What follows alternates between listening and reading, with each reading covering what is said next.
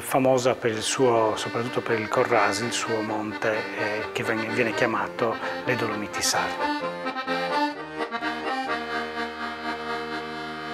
Oliena ha 7.500 abitanti circa, è un paese all'interno della Barbagia, vicino al Nuoro.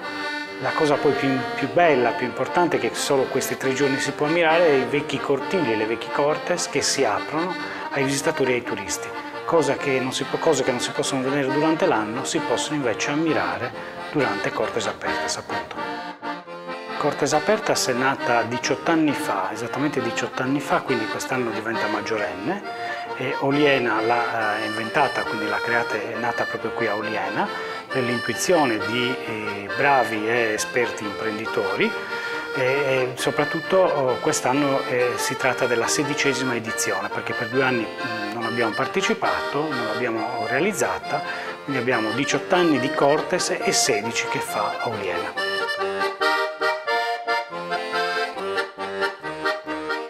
La peculiarità di Oliena è che riesce a coprire diciamo, quasi tutti i settori, e quindi dell'artigianato e quasi tutti i settori anche della gastronomia, per non dire tutti. Quindi possiamo assaggiare i salumi, possiamo assaggiare il vino, possiamo assaggiare il pane, il miele, il formaggio e così via dicendo. Sarebbe riduttivo fare un elenco.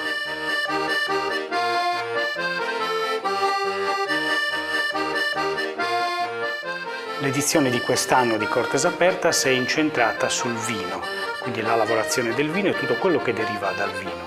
Il vino, parliamo del Nepente, del Cannonau di Oliena, decantato da D'Annunzio e poi anche decantato da altri autorevoli sempre scrittori.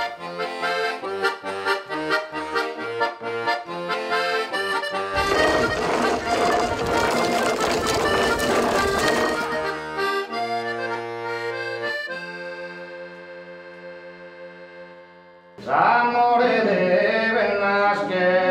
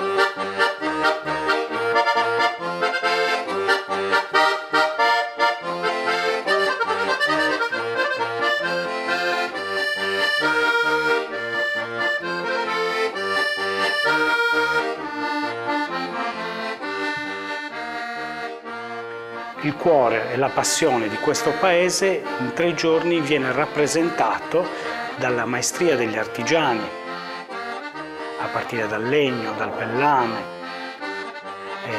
dai gioielli, per poi passare anche con un filo conduttore con la gastronomia, e quindi l'olio, e quindi il vino, e quindi il pane, e quindi i dolci. In tutto su una cornice culturale, perché su questo ci teniamo tanto, che ci siano anche eventi culturali all'interno della manifestazione.